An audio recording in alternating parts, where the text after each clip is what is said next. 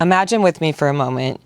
It's first thing in the morning, you pick up your phone and you have 14 unread text messages, a few DMs, a couple hundred new spam emails, and a voicemail that you've been avoiding since last Tuesday.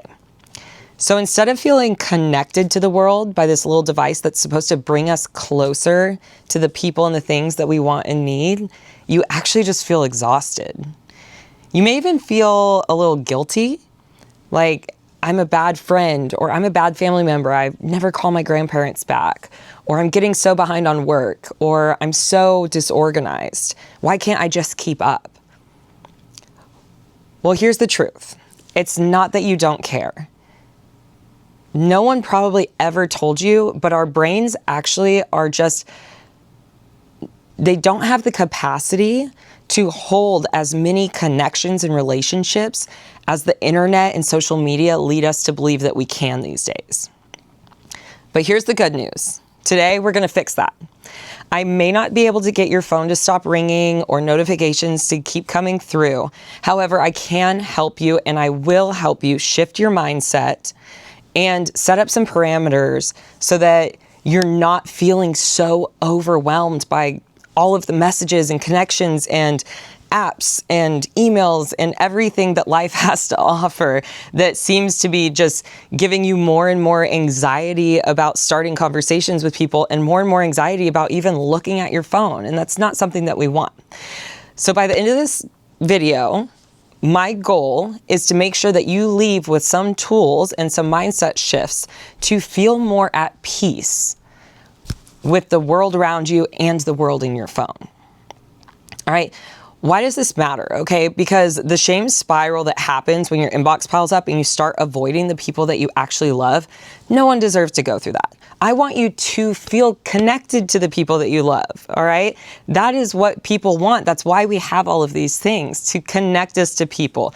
So the more that we can put strategies in place to help us get through that overwhelm and let go of that anxiety, the more connected we'll feel and the more we can love on our people in a very structured and balanced way so that we feel good about it and they feel good about it.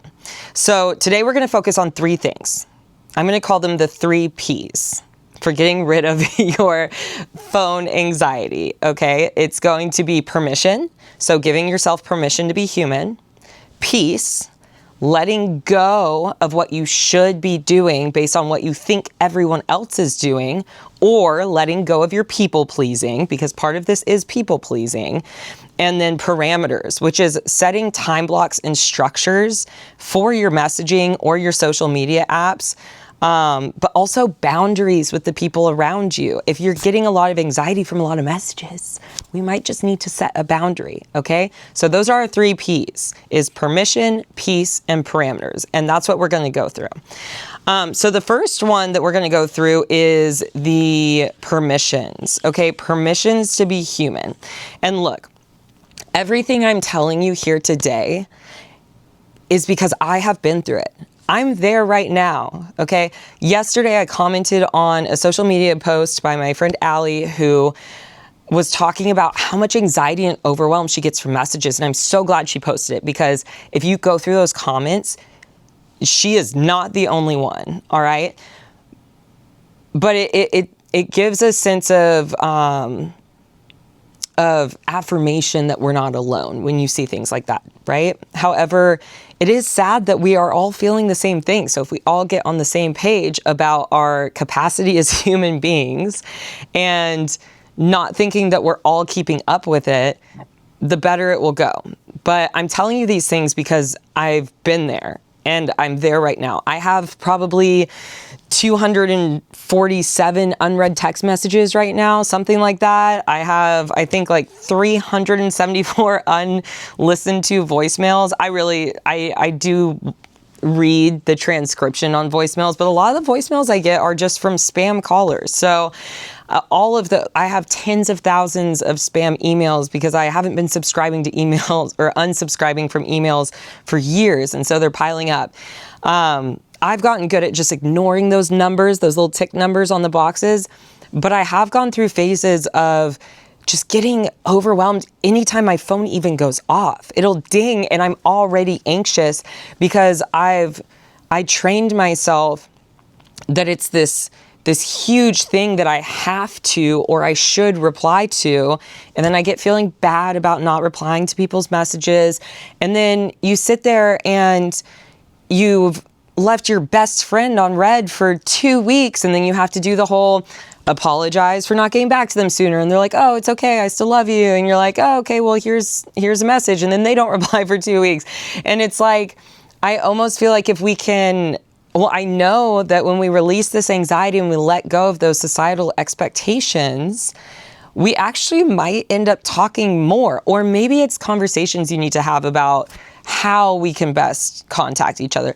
I don't know. But the first thing that we're going to talk about is the permission to be a human being, okay? If no one has ever told you, we are not built to have so many human connections in life. Our brain does not have that kind of capacity, okay? Every single time that you have to remember someone's name or a detail about their life or hold a connection with someone, it takes energy. It takes cognitive energy and it takes physical energy too, especially if it's in-person connections, okay?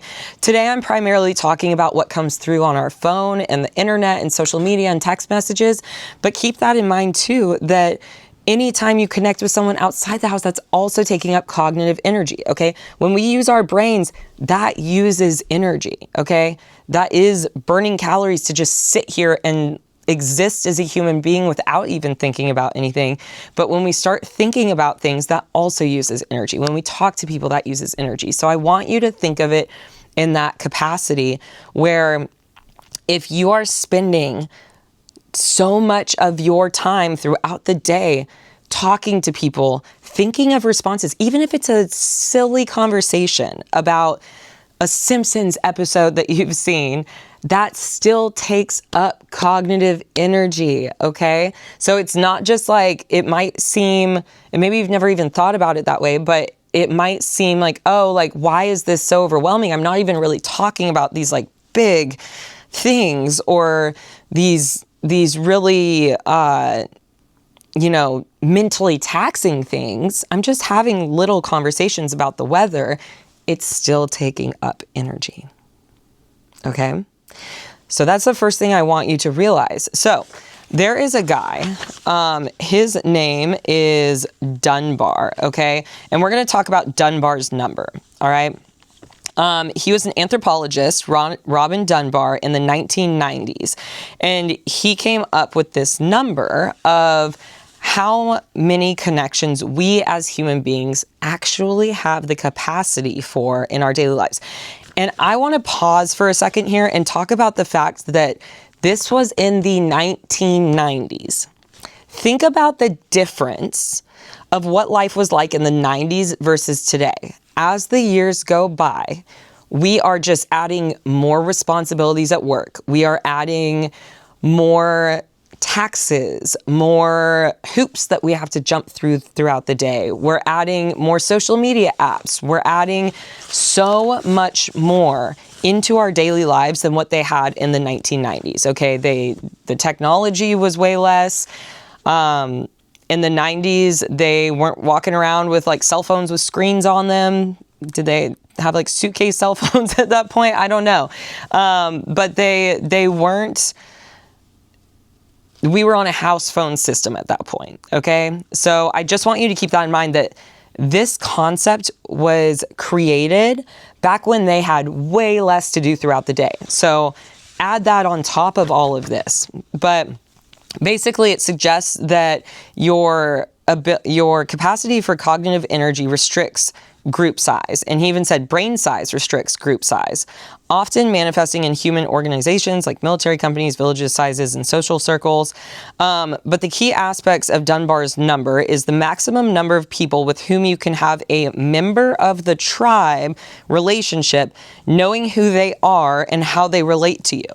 So this isn't how many friends you can have that you know things about. This is just someone that lives in your town and you know who they are. So basically you know their name, okay? He has said that our capacity for that is 150 meaningful contacts.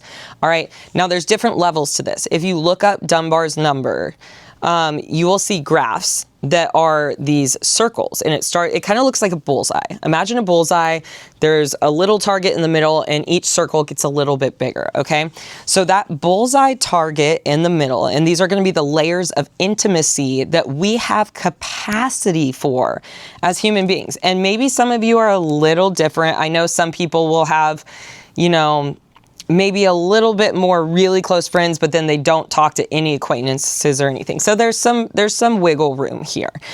But the bullseye center that we have capacity for is 1 to 5 intimate friends. This is your closest support group. Think, like for me, it would be my sister, it would be my close family members, and 1 to 2 really best friends. Like the best friends that if I'm bawling my eyes out, I can call them and dump everything. They know everything about me. They know the most intimate details about me. If you're married, it's going to be your husband. It might be your kids. But we have the capacity for 1 to 5 intimate friends, your closest support group. On the next outer circle, we have the capacity for 6 to 15 close friends. Sympathy group. So maybe they don't know everything about you, but they know a lot. All right. You have dinners together. You probably see them a lot more often, maybe 1 to 2 times per week, something like that. Then we move a little bit further out, 16 to 50 good friends. Okay. These are people that you see pretty regularly throughout the month. You know some details about their life, but you're probably not going over to their house for dinner, right? This is probably people that you sit next to at church, but you don't see the rest of the week. Maybe you're on a softball team with them, but that's the only time you see them. That's what this 16 to 50 is. Then we have the 150 meaningful contacts. Again, this is written a little strange because meaningful contacts. This is people that you just know their name, okay? Maybe 1 or 2 details about them, but like you really don't really know them, okay? And then everyone outside of that, you don't know their name, all right? On Dunbar's circle, on his information, he does go up to 1,500, but he labels those people as people that you can recognize. So 1,500 seems like a lot, but that's like you don't remember their name. Like think of those people that you go up to or you see like once a year and you see them at this event and you're like, oh crap, like I remember I met that person, but I don't remember their name. Okay, that's people you can recognize, okay? And maybe you kind of look at them and you're like, do I know that person? Do I not? All right, so that is the limit, okay? And that is because this limit exists because maintaining relationships requires cognitive processing power. Again, that cognitive energy that we are using. Now, what is happening now that we have the internet and social media? Some of y'all, I know I follow like 5,000 different accounts on social media, okay? Depending on what your follower account looks like and who you're following. And now the algorithm sends you people you don't even know. And then you start following people that you don't know in real life, and you start these little relationships with them, and you comment on their stuff, and you're like really supportive. Or like for me, I've got, the powerlifting community that's all over the world. So I don't see them in person, but we comment on each other's posts, we support each other, all of those things, right? So those are all connections that you are trying to have, right? So with the installation of the internet and apps and social media, we went from this being like our capacity to trying to expand past our capacity. And social media, it gives this false sense of we should be keeping up with the people that we know. It leads you to believe that everyone else is keeping up with the people they know, and they're answering their messages and their texts, and everyone looks so outgoing and so social. And that's not the case. We should not have access to keeping up with people. Back in our grandparents' day, if someone went off to war or moved to a different country, If you kept their address, you could send them letters, or if you knew their home phone, you could call them. But a lot of times it was like, okay, well, it was nice knowing you. See you never, neighbor, you know, and then maybe they run into each other randomly 50 years later. And a lot of people didn't move around as much either. Families would stay in the same town that they grew up in. People weren't traveling all over the world. People weren't moving away from their core family group like as often as we do now. So the same families would stay in the same town, and it was really easy to know who your 150 was of people that you know in your tribe, right? And again, you still have those intimate friends, close friends, good friends, but that's where this structure comes from. Then the internet happened, you know, the world opened up. It's easier to move around. People started moving away from their families. After World War I and World War II, family structures started breaking down. We don't live around our extended family as much anymore. And so we start, as we move around and travel, we start collecting people on social media, and we're trying to expand those relationships and add more connections, add more connections, add more connections. And it's just not possible. So then we hit a certain point where we just start feeling drained and exhausted. And we think that we're supposed to know everything about and keep up with thousands of people, and it's just not possible. So then what happens when you get overwhelmed with something? Then even the good parts of it start to tank. Burnout is when you've hit such a capacity for something, even if it's something that you really love doing. If you're doing too much and you start exhausting your body and your brain and your system, it's going to start feeling like you don't want to do it anymore. So then you stop reaching out to the people you do want to reach out to, because you just don't have the energy for it, all right? And that's what we're trying to fix today. So the first thing that I want you to do is, again, that first P is permission, all right? Give yourself permission to be a human being. And being a human being means that we do not have a capacity to be using that much cognitive processing power all the time. And guess what we're doing? We're not having downtime. Most of us have our phone in our hand all the time. You take it to the bathroom, you take it to the grocery store, you take it to the gym. It's always in your hand, and if you get bored or you're waiting in line, you pick up your phone and you're looking at it. Our brains are not meant to be processing information all the time. Okay, so remember that you're a human being and you need to give your brain downtime. So a lot of you aren't even sleeping as long as you should be throughout the night. So that's one problem. But you also just need waking hours that you aren't doing anything, okay? I will go to the grocery store and I'll leave my phone at home. There's no reason that you need your phone at the grocery store unless you, for whatever reason, don't have your physical card and you need to pay through Apple Pay, but get some cash or get your physical card, okay? But it's so nice. Go on walks without your phone. Sit outside and drink a coffee and stare at whatever the scenery where you live is without your phone, okay? We need that downtime, okay? If you schedule in downtime, I promise you a lot of this will feel a lot better. But it's that go, go, go that is really just burning you out. And then that's going to give you anxiety because you're like, I just ended a conversation. Why is another one starting? Or you get the anxiety about texting someone back because you're like, if I text them back, they're going to reply. And then that starts a conversation. I don't even want a conversation right now. Another thing you can do that's really helpful for me is actually using voice notes, or just pick up the phone and call them.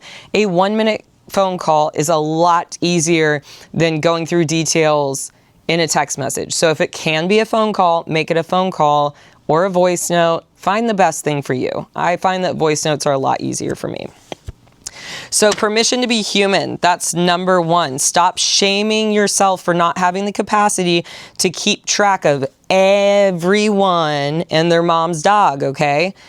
Give yourself a break, but stop shaming yourself. Shaming is not going to help this situation. It's not going to get your anxiety to go away. All right? So now that you know that you're going to leave some messages unanswered, let's go through your mindset of feeling guilty for not answering text messages, shall we? So this comes down to, this is actually a very strong indicator. If you feel guilty by not answering text messages, and sometimes I can tell who you guys are, because you'll be the person that will, like, if someone says bye, instead of like just hearting it, you say bye too, and you heart it, and then you say, like, you just keep sending that last message. But it's a very, very strong indicator that you are holding on to caring what other people think of you. You are holding on to a form of people pleasing because you believe that if you don't text this person back, they will either think badly of you or they will get upset. Okay? And I'm here to tell you right now, it is not your job to manage someone else's feelings and expectations.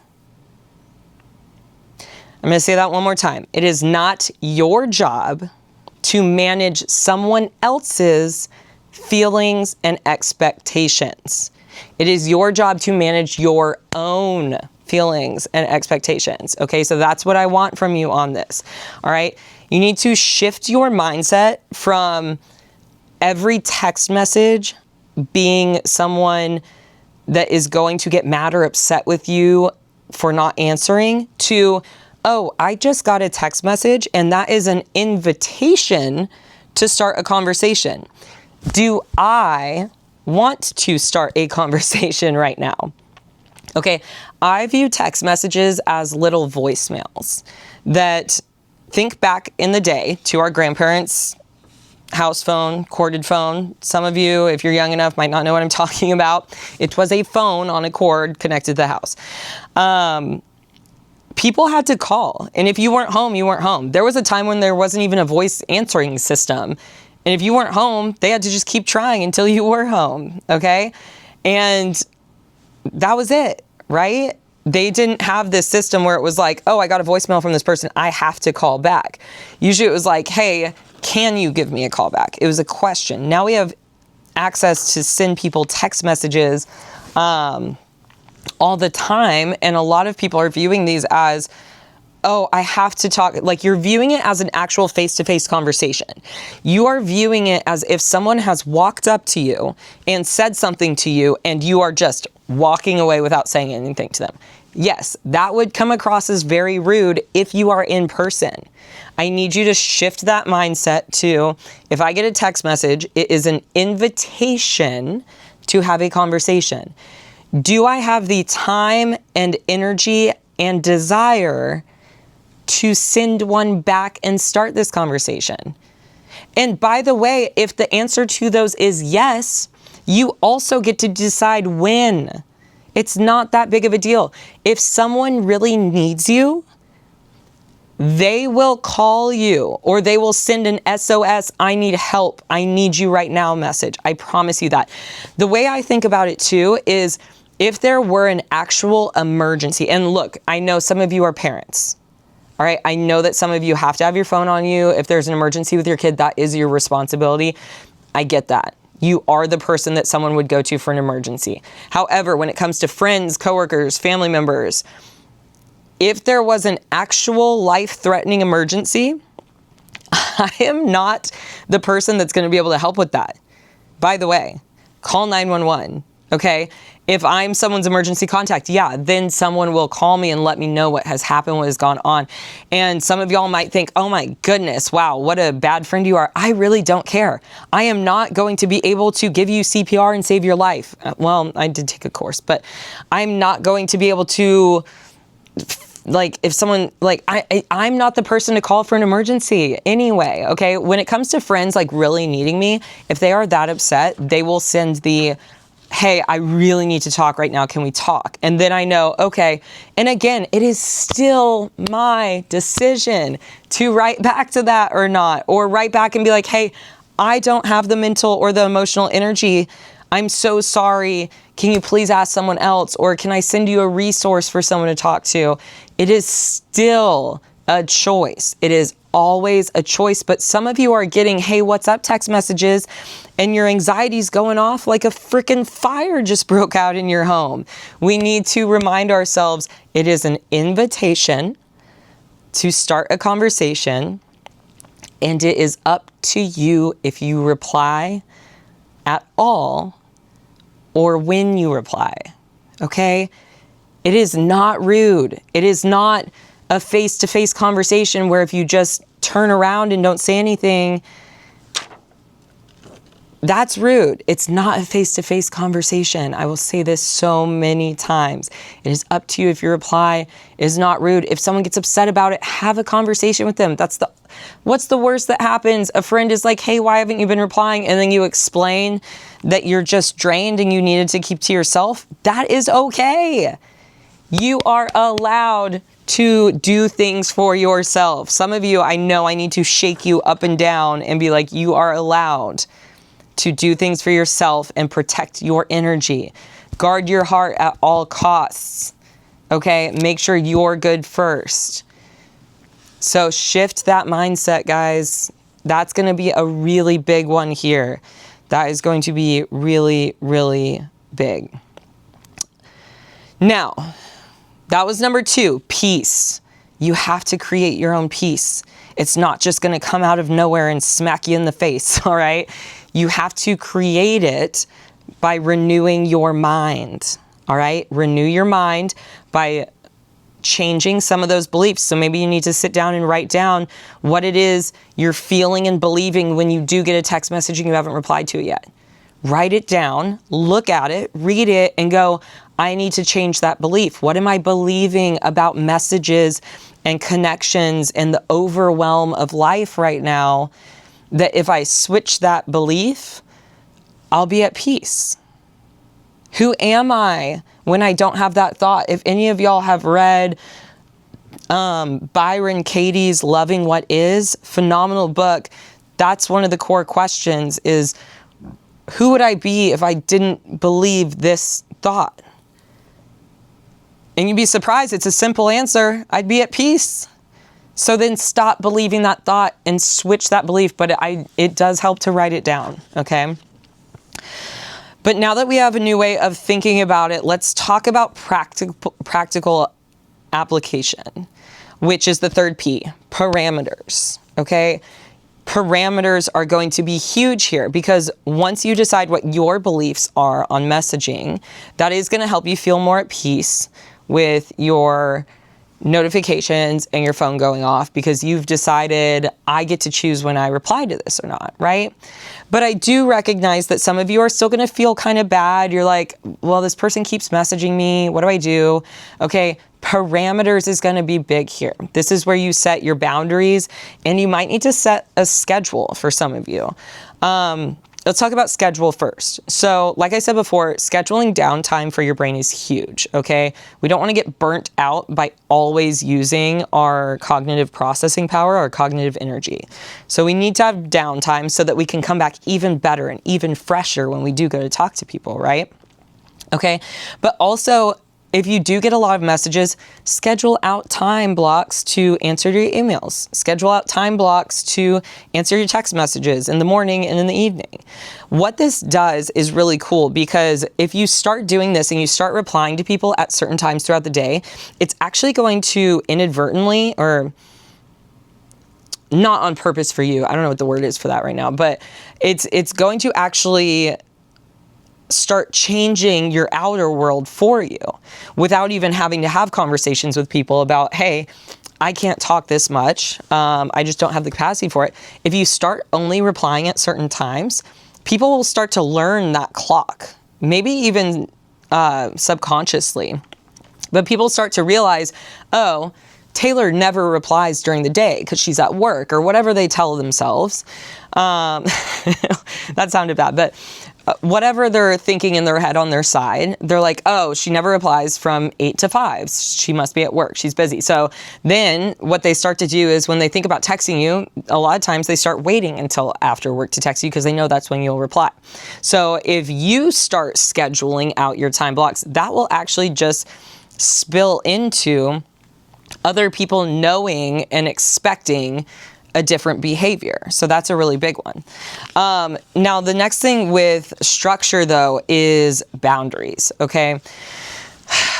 I know this one's hard for a lot of people, but just being honest with people. Just tell them, I don't like to text this much. I'd love to get coffee at some point. I don't want to text this much. Or, hey, in this season of my life, and I did this the other day on my story, in this season of life, I really just want to work. I really just need to be by myself. You know, Jesus went off into the wilderness and into his own quiet place several times. All right.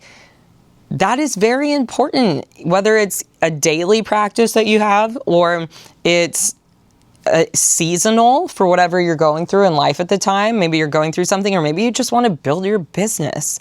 Whatever it is, again, it is up to you. See the theme here? Your life is up to you. So remember that. But if you do want to reach out to people, just tell people, like, hey, like if anyone were to get upset about that, that's on them. Again, remember from our last P in peace, it is not your job to manage someone else's emotions and expectations. So if someone really gets that mad that you're like, hey, I just don't feel like talking or hanging out with people in this season of my life. I'm trying to get my business off the ground. I'm trying to read more books. I'm trying to do all this. If they get upset, that's not your fault. All right. And that's clearly someone that's not meant to be in your life anyway. Okay. So do what's best for you. All right. So that third P is creating boundaries and structure. Create those boundaries, create that structure, set time aside, only answer in the morning and at night, but create those things for yourself. Okay. So the key takeaway here, if you are feeling overwhelmed, but you're trying to stay connected to everyone, just remember the 3 Ps, okay? We have our permission to be human. We have our peace. So you need to create your own peace by renewing your mind. And then we have parameters. You really need to create that structure and those boundaries. Okay, but remember those 3 Ps, and I promise you things will get better and it will feel like a weight is lifted and you won't get overwhelmed by your phone and you won't get anxious about those messages anymore. I'm so excited for you to try this. So try out at least just one of the Ps this week. You do not have to get all 3 of them down all at the same time. Try out one of the 3 Ps this week. Let me know how it goes. But if you've been listening to this for this long, I appreciate you so much for tuning in and listening. I hope that you come back. If you're not subscribed to my channel, please subscribe so that you can see the next episode that comes through. But I hope that any of this was helpful, and just good luck with trying out those 3 Ps.